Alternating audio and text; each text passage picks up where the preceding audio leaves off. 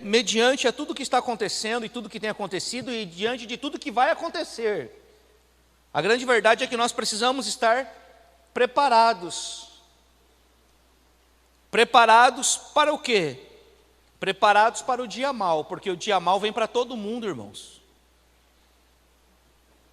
Estar na igreja não te isenta de passar por aflições, mas estar no Senhor Jesus Cristo, Ele vai fazer com que nós possamos suportar todas as aflições, desfrutar da paz que excede todo entendimento humano e pensamento humano. Porque é constrangedor, falando em nível de fé, de maturidade, e é muito gratificante você poder ouvir a resposta de um pai mediante a uma situação tão terrível como a que aconteceu com o seu filho, que foi morto de forma cruel. E ele diz: parem de pensar mal dessa pessoa, parem de julgá-lo. Eu sei que na natureza humana é isso que vai fazer, a gente vai ficar irado, mas vamos olhar como o Senhor Jesus Cristo. Eu perdoo, ele falou, eu perdoo esse jovem. E eu oro por ele. E aí nós perguntamos, e a nossa maturidade espiritual? Quantos anos nós temos de cristão mesmo? Quanto tempo nós estamos congregando mesmo? Por isso que eu te falo que a quantidade do tempo que nós estamos congregando não diz nada, não tem nada a ver com relação à maturidade. Porque tem pessoas que estão 1 mês e são mais maduros de pessoas que estão há 3 anos, 4 anos. E tem pessoas que estão há 10 anos, são mais maduros de quem está há 3 anos e 2 anos. Então maturidade tem a ver com o quanto eu renuncio à minha vontade para obedecer a Deus e viver a sua palavra. E viver a palavra de Deus vai fazer com que nós venhamos o quê? Renunciar os nossos desejos, os nossos sentimentos, as nossas vontades carnais. Para fazer o quê? Para expressar a Cristo, para manifestar a Cristo. Por isso que eu quero ler novamente, só reforçando, 1 Pedro, capítulo de número 4 e versículo de número 8. 1 Pedro, capítulo de número 4 e versículo de número 8. A questão é o seguinte, a carta de Pedro, quando Pedro está escrevendo para os irmãos, para essa igreja, ele está vivendo num período hostil, de muita perseguição, de muita aflição, onde os cristãos estavam sendo perseguidos e mortos, simplesmente por expressarem a sua fé. E no meio de tudo isso, Pedro começa a ministrar a igreja, mas chega no versículo de número 8, irmãos. Isso aqui é uma bomba atômica. Isso aqui precisa virar vida dentro de nós. E ele diz assim, 1 a Pedro, capítulo de número 4, versículo de número 8. Mas, sobretudo, tende ardente amor, não é um amor qualquer. Tende ardente amor uns para com os outros, porque o amor cobrirá multidão de pecados. Sabe o que Pedro está falando? Que nós possamos manifestar esse amor uns com os outros. Esse amor é uma vida, não é um sentimento. Não é um amor-sentimento. Pedro está dizendo assim, está doendo, está sofrendo, está sendo perseguido, perdeu uma pessoa que você ama, foi traído, aconteceu uma tragédia. Ele diz assim, tende amor, tende um ardente amor para com os outros, para com todos. Por quê? Porque o amor cobrirá multidão de pecados. O que Pedro está falando é, não haja com a sua justiça própria. De nada adianta nós irmos lá querer vingar segundo a nossa vontade carnal. A justiça humana, porque a justiça humana ela é terrível. Então nós precisamos aprender com a palavra de Deus que, de fato, há muito para crescermos. E nesses dias pontuais, por meio de toda a aflição, a igreja gloriosa do Senhor, ela está conseguindo manifestar a Jesus Cristo como nunca antes. Porque o que as pessoas estão vendo lá é o Evangelho, é a vida de Deus, é Deus purinho, não tem outra palavra, não tem outra explicação. Então isso é obra de Deus, e a gente vê o quanto a gente precisa amadurecer. E eu falo, gente, todos nós, irmãos. Hã? O quê? Não entendi o que você está falando. O que você falou? Pode falar. O que está acontecendo no mundo? O que está acontecendo? O que aconteceu com o pai dessa criança? Sim, a maturidade que eu estou falando é do pai, óbvio, que a gente viu no vídeo. Ele perdoando, ele manifestando amor, ele clamando para que as pessoas não façam a justiça própria. E o que está acontecendo é totalmente o contrário, infelizmente. Gente, vamos lá. Capítulo de número 6 de Gálatas. Uau! Eu vou ler os 18 versículos hoje, porque se der tempo nós vamos até o versículo 6, mas eu acho muito difícil nós irmos até o versículo 6 hoje. Gálatas 6:1. Diz assim a palavra do Senhor. Almeida Corrigida Fiel eu vou ler aqui, tá? Irmãos, se algum homem chegar a ser surpreendido em alguma ofensa, vós que sois espirituais, encaminhai o tal com o espírito de mansidão, olhando por ti mesmo, para que não sejas também tentado. Essa ofensa que ele está falando do pecado. Se você chegar a ser surpreendido em algum pecado, vocês que são espirituais, hoje nós vamos aprender o que é uma pessoa espiritual relacionado exatamente à palavra de Deus. E aí versículo 2, levai as cargas uns dos outros, e assim cumprireis a lei de Cristo. Porque se alguém cuida ser alguma coisa, não sendo nada, engana-se a si mesmo. Mas prove cada um a sua própria obra, e terá glória só em si mesmo e não no outro. Porque cada qual levará a sua própria carga. E o que é instruído na palavra, reparta de todos os seus bens com aquele que o instrui. Não erreis, Deus não se deixa escarnecer, porque tudo que o homem semear, isso também ceifará, ou colherá, né? Porque o que semeia na sua carne, da carne ceifará a corrupção, mas o que semeia no Espírito, do Espírito ceifará vida eterna. E não nos cansemos de fazer o bem, porque a seu tempo ceifaremos, se não houvermos desfalecidos. Então, enquanto temos tempo, façamos bem a todos, mas principalmente aos domésticos da fé. Vede, com grandes letras vos escrevi por minha mão. Todos os que querem mostrar boa aparência na carne, esses vos obrigam a circuncidar-vos, somente para não serem perseguidos por causa da cruz de Cristo. Porque nem ainda esses mesmos que se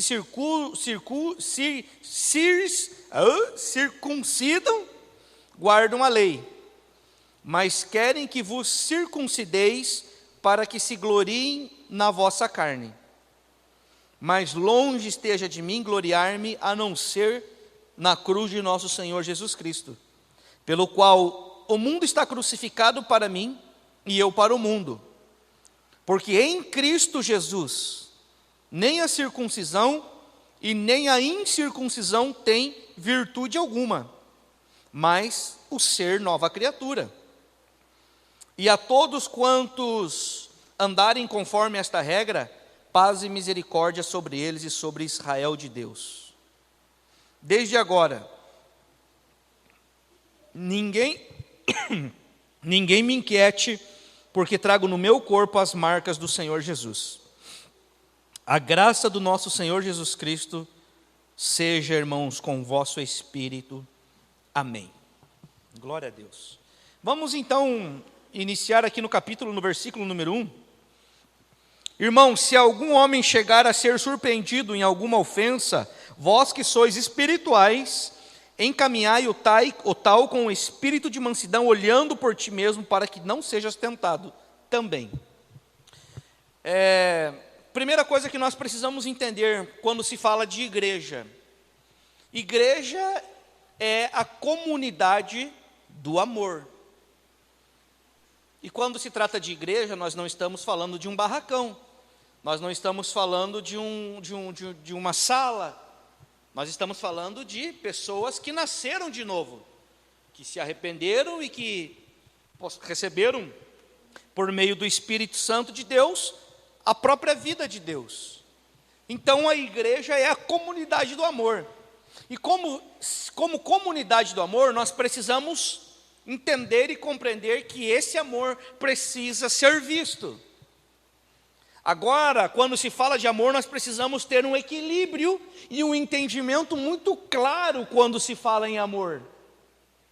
Porque ser amor não é ser tolo de ninguém. Ser amor, ter o amor, é ser responsável para com a obra de Deus e principalmente com a palavra de Deus.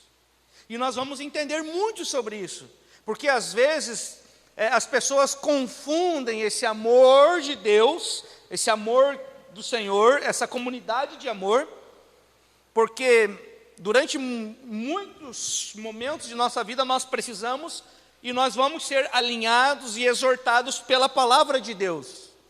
E muitas vezes nós achamos que essa exortação que está fundamentada na palavra de Deus, por isso nós precisamos ter o equilíbrio, e nós vamos falar muito sobre esse amor. E quando nós somos exortados, a primeira coisa que na nossa mente vai dizer: o quê? E vocês dizem que expressam o amor de Deus falando isso? Porque viver o amor de Deus é levar os princípios eternos de Deus. E é aí que nós vamos entender e compreender. Por quê? Veja bem, no capítulo de número 5 que nós estudamos, o apóstolo Paulo, ele tratou do tema a vida no Espírito. Nós entendemos. Ele falou das obras da carne e ele falou, terminando ali, do fruto do Espírito. Só que agora, ao iniciarmos o capítulo de número 6 de Gálatas, o apóstolo Paulo começa a falar da ética do Espírito. Então lá no capítulo 5 ele fala da vida no Espírito. Agora no capítulo de número 6 nós vamos aprender sobre a ética do Espírito. Por quê? Porque nós precisamos entender que o apóstolo Paulo, ele aplica princípios práticos de como essa vida no Espírito funciona. Ou seja, ele começa a trazer exemplos práticos com a sua vida. Como que essa vida no Espírito funciona? E aí, quando nós vamos ler, entender e compreender a palavra de Deus, o Evangelho, primeiro ponto que nós precisamos entender é que a lei de Cristo se cumpre no amor. A lei de Cristo se cumpre no amor. Ponto final. Isso todos nós precisamos saber. E a igreja é a comunidade do amor. Certo? Sim? Amém ou não amém? Amém. A igreja é a comunidade do amor. Se não é, deveria ser. Se não é, deveria ser. E quando eu estou falando de igreja, estou falando da igreja do Senhor. Não estou falando de igrejas que a gente conhece. Estou falando da igreja do Senhor. A igreja de Cristo, ela é conhecida como a comunidade do amor. E nós vamos entender aqui agora algo glorioso sobre esse amor. Nós vamos destacar 2 pontos importantes sobre a igreja do Senhor como uma comunidade de auxílio, de ajuda e de socorro. E quais são? Nós vamos precisar entender que a igreja, ela é uma comunidade, podemos dizer que terapêutica, e uma comunidade diaconal. Ela cuida e ela serve. A igreja do Senhor tem como propósito servir e não ser visto. O Evangelho nos ensina a servir. Por isso que uma das características fundamentais da comunidade do amor, que é a igreja, ela é uma comunidade diaconal. Ou seja, ela serve. Ela serve quem? O próximo. Ela não está aqui para servir os crentes que congregam na sua igreja, no seu templo somente. Quando nós falamos de igreja do Senhor, nós estamos falando de serviço, e desse serviço é para com todos, é com o próximo. Assim nós vemos lá a parábola do bom samaritano. Quando passa lá o sacerdote, quando passa o levita, e daí quando vem o samaritano, que ele vai, e o que ele faz? Ele serve o próximo. Por que que o sacerdote e o levita não serviram aquele homem que estava lá quase morrendo? Porque eles não entenderam acerca do Evangelho, da vida de Deus. Eles foram instruídos num sistema religioso. E o sistema religioso é terrível. Por quê? Porque ele te molda só externo, só fora. Aí você tem que ter a aparência de um sacerdote, mas você não tem a função de um sacerdote, a funcionalidade de um sacerdote. Ele tem a aparência de um levita, mas ele não tem a funcionalidade de um levita. Daí quando vem um samaritano que não tem aparência de nada, como qualquer outra pessoa, assim como Jesus Cristo, quando foram prendê-lo, qual era a aparência de Jesus? Diga-nos como que ele é, para que nós possamos prendê-lo. As pessoas não sabiam, os soldados romanos não sabiam quem ele era. Aí o que Judas teve que fazer? Fazer um acordo. Nós vamos dar um beijo nele, e a pessoa que nós dá um beijo no rosto, esse é o Jesus. Por quê? Porque ele não tinha aparência de nada, que o sistema religioso colocou. Então, nós precisamos entender que a comunidade do amor, ela é uma comunidade diaconal. Eu e você, nós estamos sendo preparados pelo Senhor e pela palavra para servir o próximo. Servir no quê? Naquilo que o Senhor nos capacitou com dons. Na multiforme sabedoria de Deus, que Deus já distribuiu para a igreja. Talentos, dons que o Senhor deu para a igreja. Então nós não podemos nos acomodar, irmãos. Sabe, eu estava aqui refletindo, e eu gostaria de fazer uma pergunta para a pastora Adri, e uma pergunta para o Berce como professor de Muay Thai. Pastora Adri, a professora Adri lá, a personal Adri, se eu for treinar uma vez só na semana, o que vai acontecer? Eu vou ter o meu resultado esperado, que eu tanto desejo, sim ou não? E não por quê? Uma vez por semana eu nem atendo. Olha, já começou legal. Porque se fizer uma vez por semana, já corre risco de cair duro ali e morrer. Então a gente, até pelo Conselho Mundial de Saúde, só para fazer uma vez não faça. Já começa por aí. Pelo menos 2. E só vai ter resultado se está realmente entregue aquilo ali, como propósito, está se dedicando, e tem todo um contexto, que não é só o treinamento. Daí vai entrar dormir bem, comer bem, se alimentar direito, água, é um contexto de vida, não é só lá no treinamento em si. Perfeito. Então eu não vou conseguir chegar no meu meu desejo lá com uma vez por mês, uma vez por semana. Não chega. Objetivo. Vai chegar num objetivo de se exibir, dizendo que vai, tira uma foto lá uma vez ou tira 10 no mesmo dia, para dizer que é na semana inteira. Já fiz várias vezes isso que a pastora vai servir para se iludir, contar uma historinha para si mesmo, porque sabe por que eu estou falando isso? Tem um monte que faz isso. Tem um monte que paga academia e não vai, tem um monte que paga, vai uma vez por mês. E quando você conversa com a pessoa fala assim, eu treino lá em tal lugar. Né? Tipo, e não vai, é mentira. E a pessoa vai se enganando com aquilo, né? Perfeito. Então eu não vou conseguir. Berce, vou fechar contigo e eu quero ser um lutador de Muay Thai, eu quero participar de competição. Só que eu vou treinar uma vez na semana só. Vou conseguir chegar no meu objetivo? Nunca. Nunca? Nunca. De forma nenhuma? Não. Por quê? Mas eu quero ser um lutador, eu quero bater e chutar, só que eu vou treinar uma vez na semana só. Não existe isso. Não existe isso. Não. Irmãos, no natural a gente já aprendeu. No espiritual, uma vez por semana e 2 vezes por semana é o suficiente? Nós vamos chegar no nosso objetivo? Nós vamos cumprir a missão de Deus? Porque parece que 2 cultos na semana é muito. Mas a questão não é 2 cultos, 3 cultos, 4 cultos. Espera aí. Como é que é, pastor Guilherme? Para desencargo de consciência e para o sistema religioso é o suficiente, né? Porque é um combustível para a semana, e na verdade não é um combustível para a semana, o combustível é todos os dias comer de Cristo.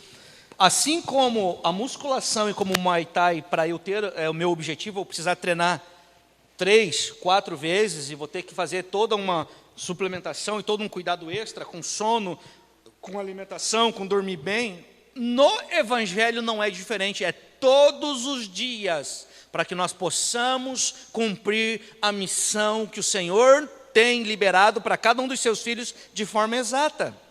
Então a questão é o seguinte, pode falar, o Berce, por favor. Vamos lá, Berce, fica à vontade, querido.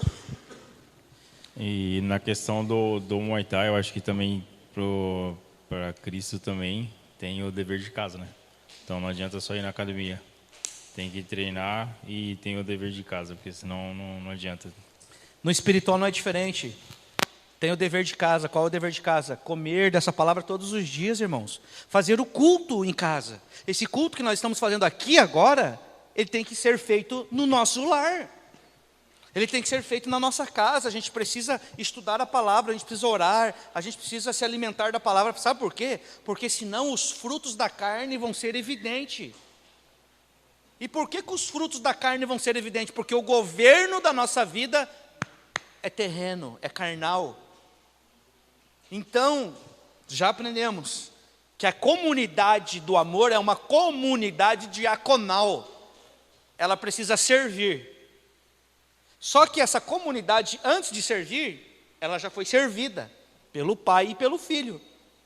Ele já nos deu tudo que nós necessitamos e nós precisamos. A questão é, estamos sendo responsáveis com aquilo que já recebemos do Senhor? Porque, irmão, não dá para nós ficar oscilando, não dá para a gente querer Deus hoje, amanhã não querer mais. A gente foi chamado para morrer por Cristo Jesus. A gente foi chamado para viver com Cristo Jesus. A gente foi chamado para expressar essa vida de Cristo Jesus. Pastor Guilherme, por favor, vamos lá.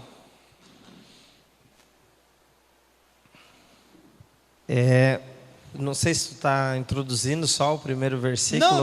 Não entrei no primeiro versículo ainda. Né, mas acaba sendo uma introdução para isso, na verdade.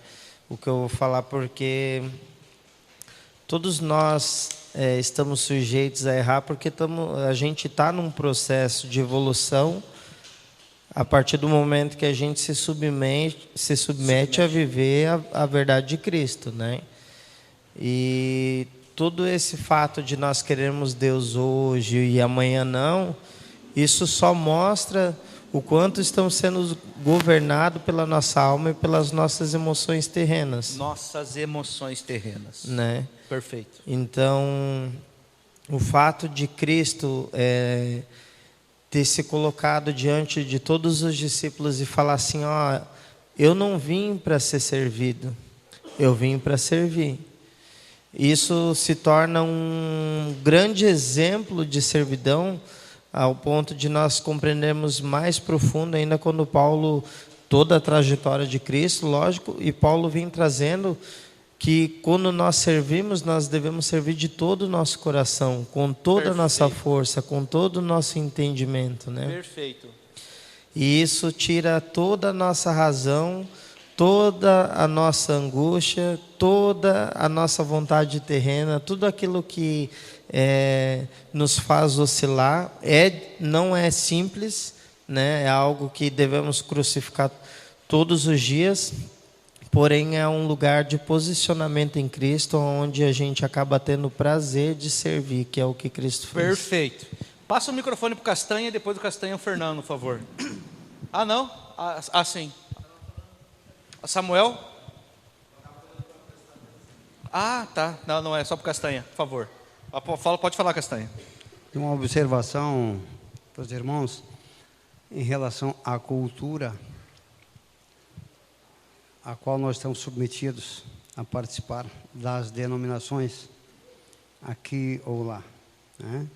Enfim, eu observo que nós estamos submetidos a uma cultura até sociológica de ir na igreja tal dia e tal dia. Mas eu, como fiel, preciso entender qual é o objetivo de eu ir na igreja. Perfeito. O que é o templo para mim? Eu preciso definir o que é o templo e o que é a igreja. Se eu vou no templo, qual é a finalidade? Por que me disseram que eu tenho que ir tal dia e tal dia? E eu preciso observar qual é a finalidade. Né? Me parece que é o local para mim congregar com os irmãos e buscar o fortalecimento com o Criador. Ponto. Mas, além disso, tem alguma coisa de mais importante? O mundo é o nosso templo e onde quer que eu esteja, eu estou em missão. Sempre, sempre. 24 horas. Então, a partir do momento que o indivíduo tem esta observação, esta compreensão, me parece que ele tem mais condições de se definir no mundo sociológico e participar, manter o mundo teológico. O plano de Deus dentro desse mundo do homem. O plano divino, perfeito. Sem essa observação fica difícil, o indivíduo fica perdido. Sem esse entendimento, né? É importante nós entendermos que o templo, quando nós falamos templo e igreja, estou falando teologicamente, somos nós hoje. Não é mais isso aqui não é mais o lugar. Esse aqui é onde a gente se reúne para quê, pastor Tiago? Para conhecer a Deus, para conhecer os seus princípios, para conhecer a sua palavra, para conhecer a minha verdadeira identidade, quem eu sou, para fazê-lo conhecido. Pode falar mais. Para quem eu sou em Deus. Aí o que acontece? Recebendo essa revelação, nós precisamos ter um entendimento que só o culto de quarta, ou de terça, ou de segunda, ou de domingo, não é o suficiente. Porque se a missão está em 24 horas, a busca não deve ser diferente. A entrega, vamos falar. Porque quando a gente fala busca, tem que buscar, parece que a gente está botando um jugo. E não é isso que a palavra está querendo trazer para nós. A palavra está querendo trazer assim, nós somos libertos do pecado, da morte, da ira de Deus. E entendendo isso, nós vamos ter o desejo de buscá-lo, conhecer cada dia mais, para que pessoas conheçam através das nossas vidas, como um instrumento nas mãos de Deus. E aí a missão vai ser maravilhosa, vai ser prazerosa, vai ser onde nós vamos desfrutar de todos os momentos dessa missão. Porque a missão vai ter dias bons e dias ruins. Para Jesus, a missão terminou numa cruz. Jesus, homem, o Cristo ressurreto, ressuscitou e venceu. Para o apóstolo Paulo, a missão terminou onde? Na decapitação.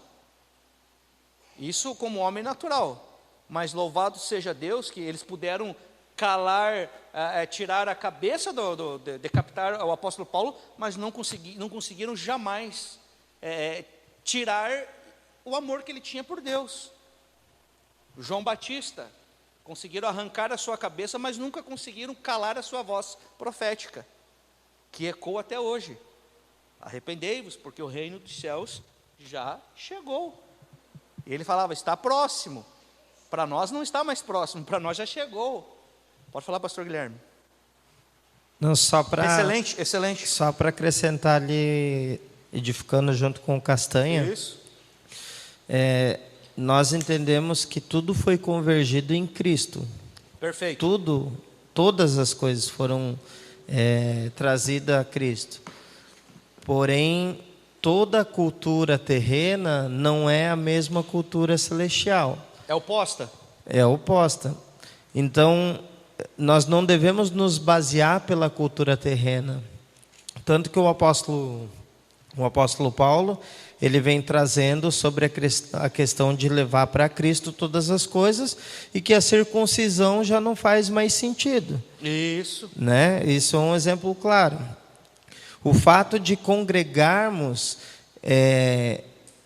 aqui nessa casa é o fato de estarmos entendendo que antes de estarmos frequentando essa casa, muito mais importante é estarmos congregando em Cristo. Exato. É estarmos em Cristo. Firmados em Deus. O apóstolo Paulo fala isso diversas vezes, de estar em Cristo.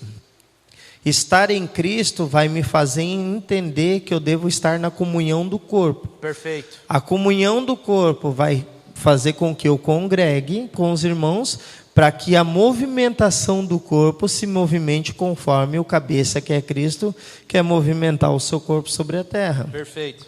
A casa, a congregação é apenas um lugar onde nós nos alimentamos, nos edificamos e somos transformados pela palavra de Deus. Mas a gente não pode tirar a centralidade de que todas as coisas devem partir desde Cristo. A cultura agora não é mais terrena, ela é celestial. Para quem está em Cristo em Deus. Efésios capítulo 1, versículo 9 e 10 vai falar isso que o pastor Guilherme anunciou. Que tudo foi convergido em Cristo Jesus. Efésios 1, 9 e 10. Certo? Então, o que nós precisamos entender? Olha que tremendo, olha quanto assunto profundo e glorioso que nós estamos aprendendo hoje aqui nesse capítulo de número 6, que estamos tentando ir para o versículo de número 1, que estamos só na introdução ainda. Primeiro ponto que nós precisamos entender, então, nós estamos aqui para servir, e não para ser servido. Nós estamos aqui para servir, e não para ser servido, irmãos. Isso precisa queimar dentro do nosso coração. Jesus é o nosso modelo. Essa comunidade de amor, que nós chamamos de igreja, a igreja, quando nós falamos a igreja de Cristo, a igreja de Deus, ela nasceu segundo o Espírito Santo de Deus, e Paulo deixa claro isso lá em Gálatas 4, 29. Ela anda, a igreja de Deus, a igreja de Cristo, ela anda no Espírito, como Paulo escreveu em Gálatas 5,16. A igreja de Deus, a igreja de Cristo, ela é guiada pelo próprio Espírito Santo de Deus. Paulo fala isso em Gálatas 5,18. A igreja de Deus, a igreja de Cristo, ela produz o fruto do Espírito. Aonde Paulo fala em Gálatas 5, 22 e 23. E essa igreja de Deus, essa igreja de Cristo, ela vive no Espírito. 5 e 25, Gálatas 5, 25, onde Paulo fala. Então, nós precisamos entender que está tudo convergido em Deus. Ela nasceu em Deus, ela está em Deus, ela permanece em Deus e ela anda em Deus. Fora de Deus, nós não seremos a igreja de Cristo. Nós seremos a igreja do Tiago, a igreja do Guilherme, a igreja da Kelly, a igreja do Castanho, da Luciane, da Luzia, do Berce, da Adriana, da Miriam, da Ana, do Jean,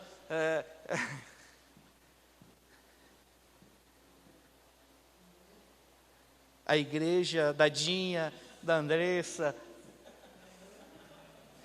E assim vai. Deu tchutchu, do Fernando, Samuel. Para de falar, Samuel. Microfone para ele lá, por favor. Vamos lá. A igreja de Cristo, ela está fundamentada sobre o próprio Senhor, Deus nosso. Pode falar, Samuel. Tiago 4:3. Tiago 4:3. Pedis e não recebeis, porque pedis mal para o gastardes em vosso deleite. Olha só, pedis e não recebeis porque pediu mal. Pedis mal para gastar no vosso próprio deleite. Isso acontece quando a vontade natural do homem, desalinhada ao governo de Deus, à centralidade de Deus, e aí nós vamos lá orar, e vamos pedir para Deus, e vamos pedir o quê? Os nossos desejos, e aí nós não vamos receber, e aí o próprio Senhor diz, vocês pedem e não recebem, porque vocês não sabem pedir, vocês pedem para gastar por vossas próprias vontades, vossos próprios prazeres, e não é isso, não foi para isso que o meu filho morreu, não foi para isso que o Filho de Deus morreu, né? Então, qual que é o grande X da questão? Ela produz o fruto, ela é guiada no Espírito, ela anda no Espírito, ela vive no Espírito, porém, a igreja, quando eu falo nós somos a igreja, ainda há a terrível possibilidade de quedas e fracassos se nós nos distrairmos.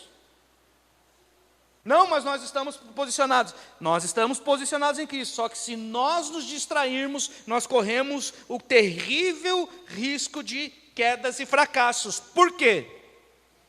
Exatamente por aquilo que o pastor Guilherme falou. Porque nós precisamos entender, já fomos libertados da condenação do pecado e do poder do pecado. Nós já fomos libertos da condenação e do poder do pecado, mas não da presença do pecado. Então, por isso que nós não podemos nos distrair, irmãos. Porque se nós nos distrairmos, nós vamos fracassar, nós vamos ter quedas, nós vamos pecar. Nós estamos sempre sujeitos a fraquezas e quedas quando nos distraímos. Por isso que é importante uma vida no Espírito, uma vida de rendição, uma vida de evangelho, uma vida de palavra. Não é quarta e domingo, é segunda, terça, quarta, quinta, sexta, sábado, domingo, segunda, terça. É todos os dias. É todos os dias, irmãos. Nós temos que ter o hábito de ter o prazer de nos alimentar da palavra de Deus todos os dias. Né? Por quê? Para não nos distrairmos. Porque há uma luta constante, nós estudamos isso em Gálatas capítulo 5. Há uma luta constante entre a carne e o espírito. E isso é até nós partirmos, ou até o Senhor vir buscar a igreja. Então nós precisamos estar focados. E é nesse contexto que nós estamos falando dessa igreja gloriosa, que nós precisamos então aqui destacar 6 pontos importantes. E agora nós vamos entrar no versículo de número 1. Precisamos destacar 6 pontos importantes. Primeiro ponto, primeiro lugar, uma queda repentina, que está lá na parte do versículo 1, a parte A. Irmãos, se algum homem chegar a ser surpreendido em alguma ofensa, o termo surpreendido indica que não se trata de um caso de desobediência deliberada. O termo, se alguém for surpreendido, não significa que houve um propósito maldoso antes da ação. Por isso que Paulo diz, se alguém for surpreendido pelo pecado, então a pessoa não está sendo maldosa. Por quê? Veja bem, a palavra grega aqui é paraptoma. Paraptoma, palavra grega que Paulo está usando aqui, esse surpreendido. O que significa no original do grego, essa palavra surpreendido? Significa pisar fora do caminho, significa dar um passo falso, significa resvalar os pés num caminho perigoso. Então, por isso que Paulo fala, se algum homem chegar a pisar fora do caminho, ser surpreendido, resvalar os pés num caminho perigoso, ou dar um passo em falso. Então, o apóstolo Paulo aqui, ele alerta também que o pecado é como um laço, é como uma armadilha posto em nosso caminho. Por isso que nós não podemos nos distrair, volto a repetir. Porque essa luta é diária e constante, nós precisamos estar posicionados no Senhor, nos alimentando no Senhor, porque senão, todos nós já tinha sido arrebatados, irmão. Ah, santarrão, tudo santo, ninguém tem pecado, tudo já foi arrebatado. Paulo está alertando, cuidado onde você pisa, cuidado com o que você alimenta. Ele está dizendo, o pecado pode te surpreender, é um piscar de olhos, se você estiver distraído, se você não estiver se alimentando, se você não estiver focado, se você não estiver entregue, se você não renunciar ao teu eu, à tua vontade carnal. Por que o pecado pode te surpreender? Porque o pecado é a vontade da carne, é a concupiscência da carne. Eu cheio de mim, eu vou manifestar os frutos da carne. O pecado, o governo chamado pecado. Então nós precisamos estar atentos. Quando Paulo fala assim, aquela expressão do versículo 1, se alguém, quando ele fala se alguém, ele não está falando só para os líderes, ele não está falando só para pastores, para sacerdotes. Paulo está falando para todos. Isso é para todos, é para toda a igreja. Não está falando só para um grupo específico. Não, é para toda a igreja. Paulo está alertando toda a igreja. Por isso que nós precisamos estar atentos. Por isso que nós precisamos ficar ligados. Certo? Então, se alguém, ele vai incluir sempre a todos, sem exceção. E o que a palavra de Deus vai nos orientar? A palavra de Deus, você vai ver na palavra de Deus, que a palavra diz assim, aquele que pensa estar em pé, não é aquele que está em pé, aquele que pensa estar em pé, cuide para que não seja surpreendido pelo pecado. Porque irmãos, se nós achamos que nós já somos os bons e nós estamos em pé e que está tudo resolvido, é aí que vem o tombo. Você vai ser seduzido por você mesmo, pela sua vontade própria, carnal. Então a Bíblia diz que aquele que pensa estar em pé, cuide para que não caia. Não, já está tudo resolvido, já sou bom, já estou forte, já ninguém pode mais comigo, agora é só vitória. Meu Deus, tem uma música que diz agora é só vitória, agora é só vitória, só vitória. Pelo amor de Deus, irmãos. A vida do Evangelho, ela tem aflição, ela tem dias ruins, dias maus, mas ela tem sempre o governo de Deus, a presença de Deus, nos fortalecendo, nos edificando, nos tornando de homens e mulheres cada vez mais fortes. Cada dia mais fortes. Sim ou não sim? É sim, com certeza. Então nós precisamos o quê? Não viver despercidadamente, distraídos, sem foco. Precisamos viver com discernimento e prudência, porque a palavra de Deus nos orienta a nós fugirmos de toda aparência do mal. É assim ou não é? Fugir da aparência do mal. Então, nós precisamos ter essa responsabilidade como filhos de Deus. Do que, pastor Tiago? De fugir da aparência do mal. Para nós não sermos enganados por nossa cobiça, para nós não sermos enganados por nossos desejos, por nossos apetites. Nós precisamos viver com discernimento. Discernimento que vem do Espírito Santo de Deus. À medida que a gente se alimenta do Senhor, a gente vai tendo mais intimidade, a gente vai tendo discernimento das coisas eternas e naturais. O Espírito Santo de Deus, ele traz esse discernimento. O Espírito Santo de Deus nos ministra. Segundo ponto, para você que está anotando. Pensei que o pastor Guilherme tinha levantado a mão aí. Agora eu estou assim, que nem uma águia. Mexeu a mão, eu já estou ligado. Segundo ponto.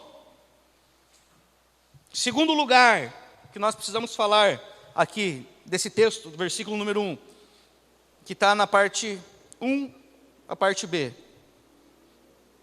Vós que sois espiritual, encaminhai e lutai com o espírito de mansidão. Segundo ponto, um confronto amoroso. Segundo ponto, segundo lugar, segundo o que você quiser colocar aí. Um confronto amoroso. Olha só o que Calvino nos diz. Calvino diz assim, ó: muitos que lançam mão dos erros dos irmãos, usando-os como ocasião para insultá-los e atingi-los com linguagem rude e censuradora. Ou seja, muitos irmãos, nós vamos entender e compreender que aqui o apóstolo Paulo, no contexto, ele está mais preocupado com o que vai tratar, com o que vai cuidar daquele que caiu em pecado, vai ter uma atenção especial naquele que vai servir, não ignorando o que pecou.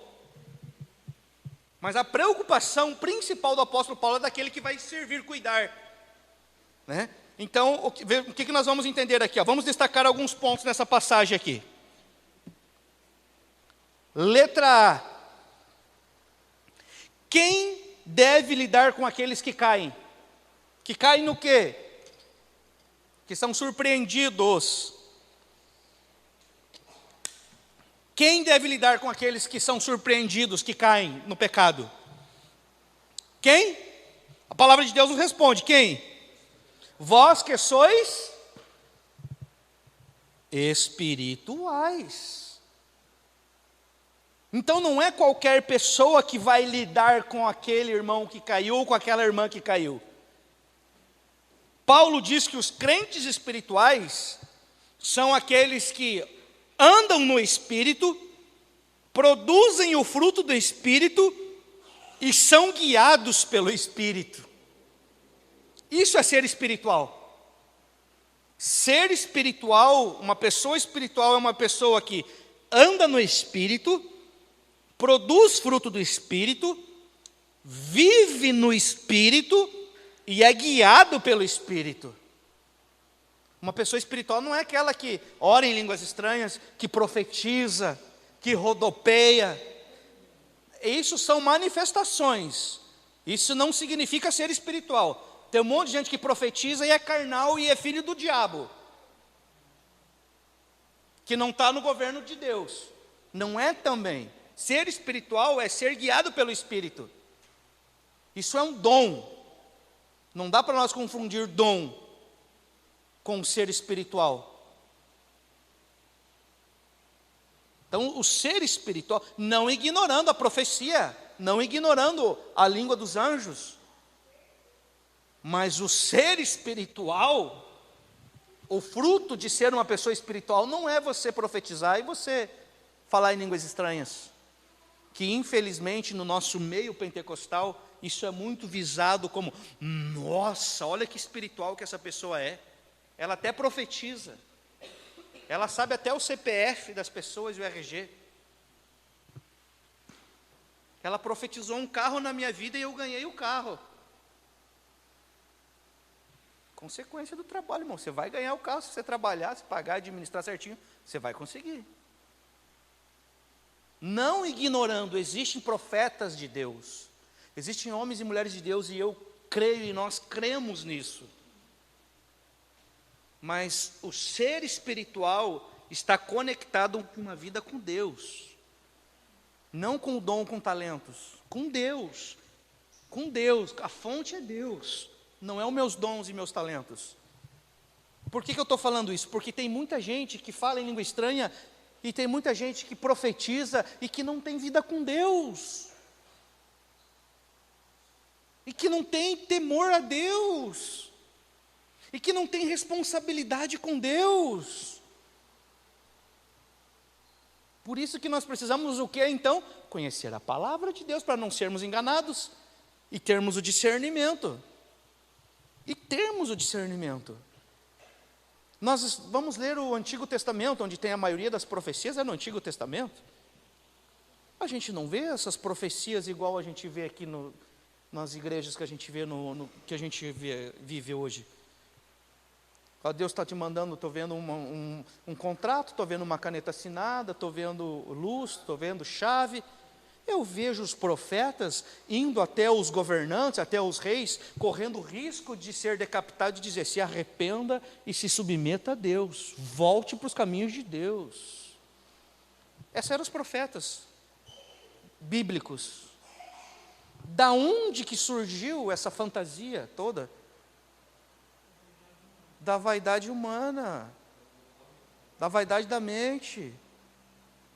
Deus, Ele pode fazer, Ele dá, Ele presenteia, Ele faz abundantemente mais do que nós pedimos ou pensamos, porque nós somos prova disso. Nós não estamos aqui, nós somos prova de que Deus faz. Mas cara, isso não é fundamento bíblico. Isso não é fundamento bíblico. Isso não é fundamento bíblico. Nós precisamos conhecer a palavra. Um homem espiritual e uma mulher espiritual é aqueles que andam no Espírito, que produzem os frutos do Espírito, aqueles que vivem no Espírito, que são guiados pelo Espírito. E é esses que o apóstolo Paulo ele está dizendo aqui, é esses que devem tomar a iniciativa de cuidar daqueles que são surpreendidos pelo pecado. Primeiro ponto, não é qualquer um que vai cuidar daqueles que são surpreendidos no pecado. Não é qualquer pessoa, irmãos. Paulo não está fazendo uma acepção, uma separação. Não, Paulo está dizendo assim: nós precisamos tomar cuidado com quem vai cuidar das pessoas. Por quê? Porque nós já vamos aprender para frente. Porque se for qualquer pessoa, em vez dela tratar e dela trazer ali a cura que é Cristo, a pessoa vai ferir mais ainda. Entra o legalista ali, acabou, vai matar a pessoa. Vai entrar o jugo, vai entrar a comparação. Deu. Está feito o problema. Então nós precisamos entender que as pessoas espirituais são elas que precisam tomar a iniciativa de cuidar daqueles que são surpreendidos pelo pecado. Pode falar, pastor Guilherme.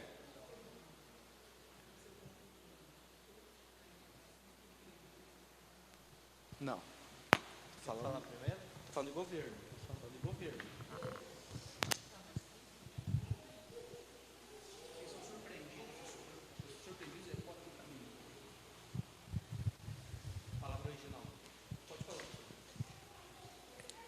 Nessa questão que estava falando ali de ser acompanhados, né, eu trago para uma questão de aconselhados, né? E nós vivemos diversas fases na nossa vida em que passamos por momentos difíceis, momentos duvidosos, que nós não sabemos como devemos tomar decisões, né? Não que nós devemos aplicar a nossa dependência a uma pessoa, mas buscar sabedoria nas pessoas espirituais, o que Paulo está querendo dizer. E muitas pessoas acabam buscando conselhos, buscando palavras de sabedoria em pessoas que não têm fundamento cristão, não têm fundamento em Cristo, embasado na palavra, né?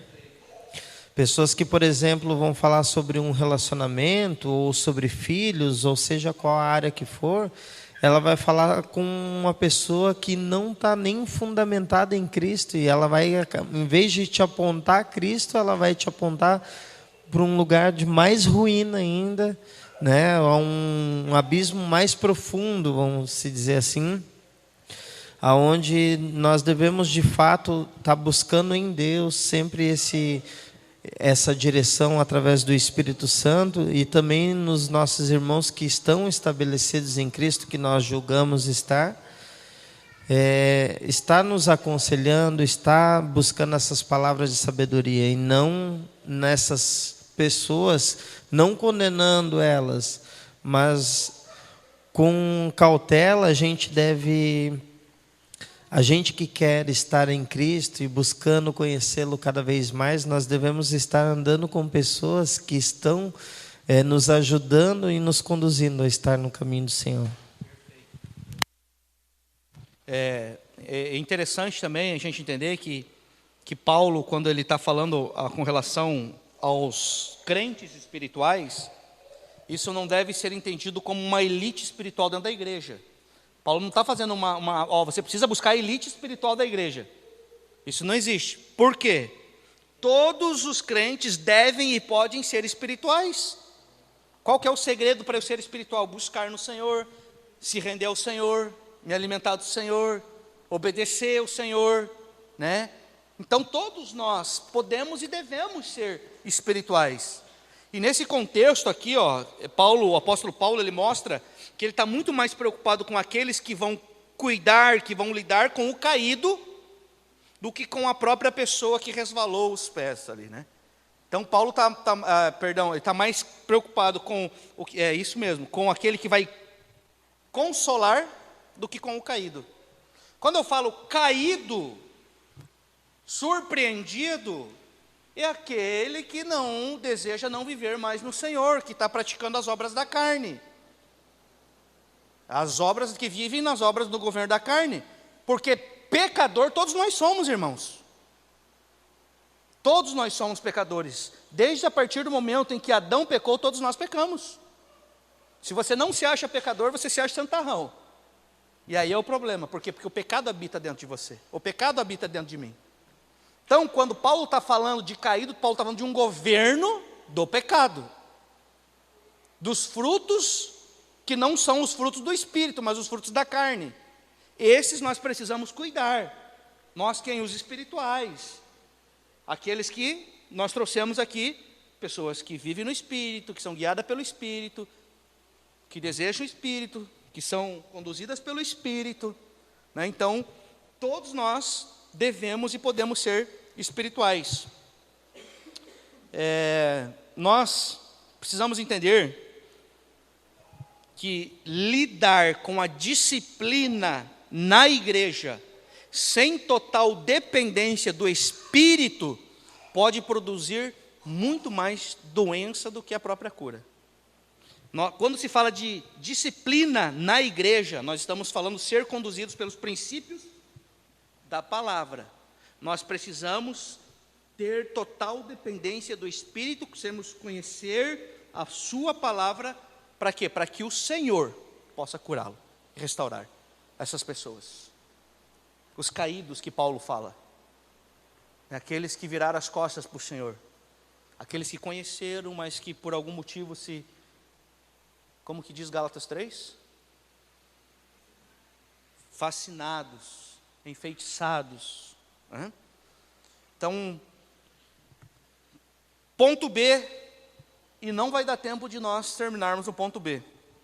O que deve ser feito com aqueles que caem? O que deve ser feito com aqueles que caem? O que a igreja, a comunidade do amor, deve fazer com aqueles que caem? Paulo vai nos instruir. Paulo vai nos ministrar nesse versículo de número 1, que só existe uma maneira de levantar aqueles que caíram em pecado. Só existe uma maneira. E qual que é essa maneira? O confronto. Confrontação. Jesus, quando ele ia trazer a verdade, quando ele ia restaurar, ele o quê? Ele confrontava com a verdade, com amor. E o amor, muitas vezes foi abraçando e protegendo, e o amor muitas vezes foi pegando o chicote, no templo lá. É amor. Então, nós precisamos entender que a única maneira de levantar aqueles que caem é com a confrontação, com o confronto. Paulo diz, corrigi-lo. Nós precisamos corrigi-los. Tem que ser corrigido. O termo usado ali por Paulo é catartizo no grego, que significa pôr em ordem, restaurar a condição anterior. É isso que o confronto faz, é isso que a correção faz. E vamos ser sinceros, quem gosta de ser confrontado aqui? Nenhum ser humano na face da terra gosta de ser confrontado. Todas as vezes que nós somos confrontados, nós, na maioria das vezes, agimos como crianças. Orgulho! Por isso que precisamos crescer. A oração que o obreiro Jean fez no início foi com muita exatidão. Ninguém gosta de ser exortado, confrontado, irmãos. Porque a nossa natureza terrena, ela cresce. O nosso orgulho cresce. A nossa dificuldade de ouvir o irmão, os outros, cresce. Porque nós achamos tão bons que nós não precisamos de ninguém para nos corrigir. E aí acabamos a cada dia mais um abismo que puxa outro abismo. E não tem fim daí. Por isso que Paulo diz, tem que corrigir, tem que confrontar. Tem que pôr tudo em ordem, né? E Paulo também, ele vai nos trazer algo maravilhoso. E ele vai nos ensinar que essa correção, que é para a restauração, para colocar tudo em ordem, não é simplesmente num ato, mas é num procedimento persistente. É sempre. A exortação entre a comunidade do amor deve ser o quê? Diária. Nós, todos os dias que nós sentamos para nos alimentar da palavra, nós somos confrontados com a palavra. Nós somos corrigidos pela palavra. A palavra nos confronta, irmãos. A palavra aqui, ela dá cada taquarada em nós aqui que está louco. Ela é uma espada de 2 gumes. A palavra diz, Hebreus 4,12, é uma espada de 2 gumes. Ela faz uma separação entre a alma e o espírito. Por que essa separação? Para que nós não sejamos governados pela alma, mas que sejamos governados pelo espírito. Então, o confronto, ela vem da própria palavra de Deus. Comece a meditar na palavra para ver se você não vai ser confrontado com o teu eu. Todos nós seremos confrontados. Seremos corrigidos pela palavra. Se você crê que a palavra de Deus, que a Bíblia Sagrada, que as Escrituras Sagradas é a palavra de Deus, você vai se submeter a ela. E se submetendo a ela, nós vamos ser confrontados e corrigidos diariamente. Não tem como dar errado, irmão. Se nós nos alimentarmos dessa palavra, não tem como dar errado. O propósito dessa palavra não é, o propósito final da palavra de Deus não é a salvação, não. Já fomos salvos. Agora, por sermos salvos, nós vamos fazer o quê? O desejo do Senhor. 2 Coríntios 4, 2:4, se não me engano, é 2 Timóteo, agora me deu um branco, depois eu falo para vocês certinho. O desejo do Senhor é que todos os homens sejam salvos e venham ao pleno conhecimento da verdade. Salvação é o início da caminhada com Deus, não é o fim. Fomos salvos, e agora, o que nós precisamos? Chegar ao pleno conhecimento da verdade. Como que chegaremos ao pleno conhecimento da verdade? Sendo confrontados com essa verdade. E conhecereis a verdade, e a verdade vos... Como que vai nos libertar? Confrontando essa carne todos os dias. Por isso que sem confronto não tem crescimento. Sem crescimento não tem maturidade. Sem maturidade não tem a estatura de varão perfeito. Ou seja, continuamos daí sendo meninos infantis. Viu como a palavra confronta? Só agora aqui já confrontou. 2 Timóteo, se não me falha a memória. Qual? 3:17? Acabou minha bateria aqui. Alguém procura para mim, fazendo um favor. O desejo do Senhor é que todos os homens sejam salvos e venham ao pleno conhecimento da verdade. Eu acho que é 2 Timóteo 4:8 ou 4:7? Primeiro 2:4? Lê aí alguém para mim. 1 Timóteo 2:4. 1 Timóteo 2:4. A partir do 3? Espera aí, vamos pegar aqui o microfone, Jean. Cadê o microfone? Leva para o Jean lá, fazendo um favor. Lê aí, Jean, por favor.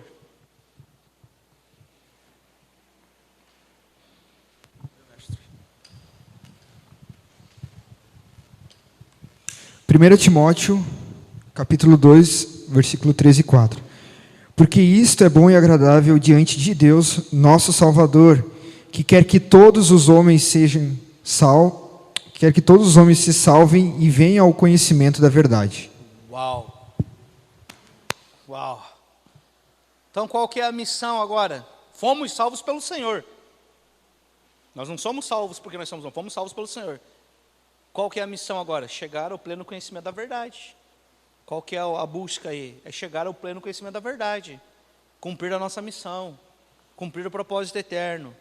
E só existe de uma forma, conhecendo o Senhor. Né? Então nós precisamos entender que a correção não é uma pena, mas é uma restauração. Essa correção é um confronto necessário. A igreja é uma comunidade de confrontação. Por quê? Porque a igreja se alimenta da palavra de Deus. E a palavra de Deus nos confronta. Ponto. Olha só que interessante isso. Nós devemos preferir a dor do confronto do que o falso consolo da conivência. Nós precisamos desejar a dor do confronto. Confronto, se a pessoa não for madura, ela vai ser confrontada, ela vai virar as costas e nunca mais vai entrar, nem nessa igreja, nem na outra igreja, e nem na outra igreja que ela for, e não vai parar em lugar nenhum. Pode falar, Jean. Está contigo aí. Não só para completar ali, o senhor tinha citado o versículo de 2 Timóteo também, né? Que tem a ver com o contexto, que é o 2 Timóteo 1, 8 e 9. Portanto, não te envergonhes do testemunho do nosso Senhor, nem de mim, que sou prisioneiro seu.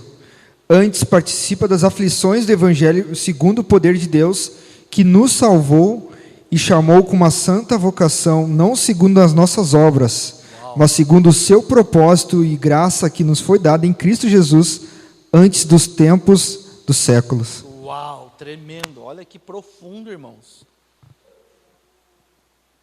Eu vou terminar aqui, só para nós entendermos. A igreja, a comunidade do amor que não confronta aqueles que caem na teia do pecado, é uma igreja que tem uma atitude indigna da igreja de Deus. Porque daí ela é conivente com o pecado.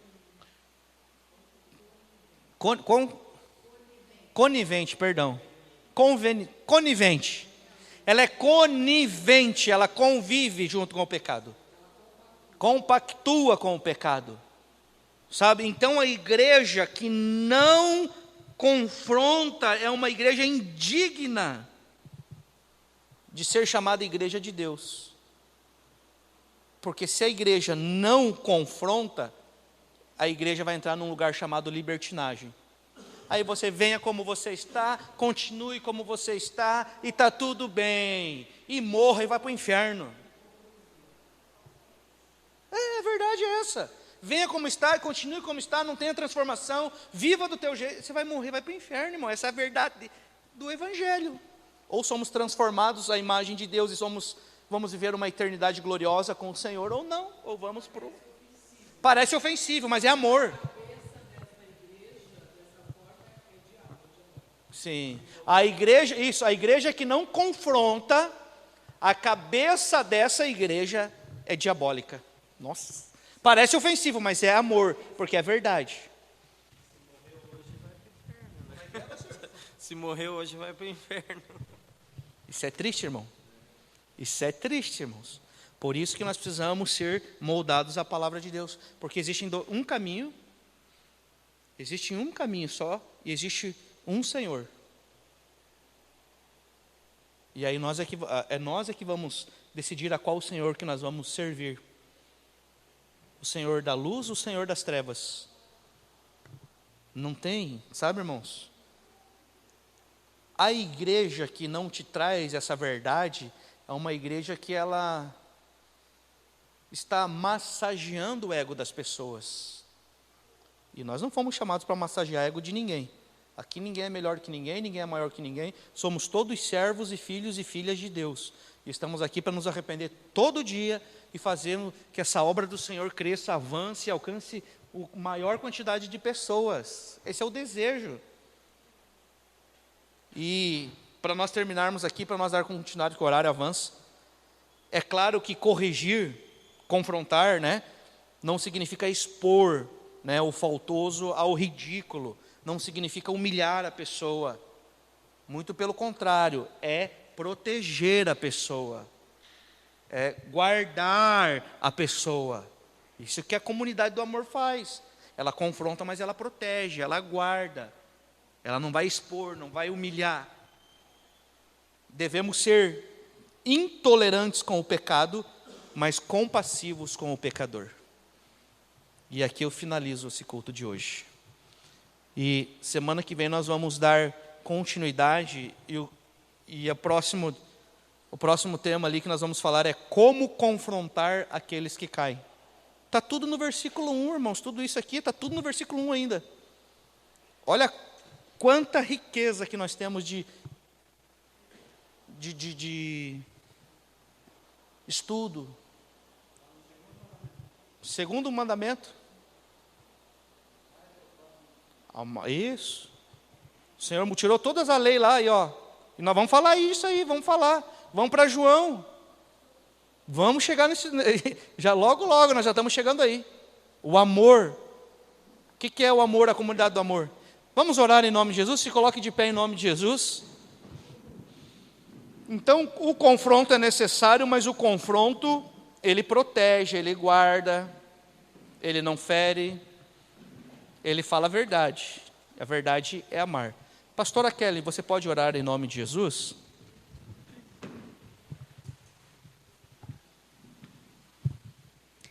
Glória a Deus. Senhor, te agradecemos, ó Pai, nessa noite, por estarmos aqui reunidos, Senhor, para aprendermos mais de Ti, que os véus do nosso entendimento possam ser removidos, para que possamos de fato compreender essas palavras, que não sejam somente letras, porque assim como a Tua palavra diz que a letra mata, mas o Teu Espírito ele vivifica. Então, através do Teu Espírito Santo, nós queremos receber a revelação daquilo que está escondido ali, ó Deus, para que possamos ser ministros dessa verdade, exatos, Senhor, naquilo que viemos a fazer, ó Deus. E assim como nós aprendemos, Pai, que possamos ser cheios do Teu Espírito Santo, para que possamos instruir vidas, ó Pai, para que possamos de fato ministrar essas vidas, ó Deus, com a impartição da Tua verdade, da Tua vida que nós carregamos. Senhor, não queremos ser surpreendidos, mas sabemos que o dia mau chega para todos. E nós queremos estar firmados em Ti, edificados em Ti. Assim como Paulo fala lá em Coríntios, Senhor, que somente o edifício edificado na verdade passará pelo fogo, e ali sim ele permanecerá, porque será edificado em Ti. E aqueles que não estão edificados na verdade, as suas vidas ali não valerão de nada, ó Deus. Nós queremos permanecer nessa verdade, cumprir o Teu propósito, fazer a Tua vontade, como corpo e noiva do Senhor. É assim que nós queremos permanecer, Senhor, aprendendo mais de Ti, aprendendo todos os dias, que o Teu Espírito Santo nos ensine e que nós possamos aprender a ouvir a Tua voz, ó Deus, nos submeter ao Teu governo, nos alimentar da vida de Cristo todos os dias e não nos alimentarmos, Senhor, da árvore do conhecimento do bem e do mal, mas que nós possamos nos alimentar da árvore que é da vida, que é o próprio Cristo, ó Deus. Em nome de Jesus Cristo, nos conduz, ó Deus, a um lugar de maturidade, a um lugar onde nós possamos ser edificados em todo o tempo, Pai, e possamos de fato sermos maduros o suficiente para ouvirmos correções, ó Deus, não para o nosso homem natural ser melhorado, mas que para que a tua vida siga crescendo, ó Deus, em nome de Jesus Cristo, ó Deus. Te glorificamos e te exaltamos, Senhor, por essa palavra, Deus, em nome de Jesus Cristo. Amém.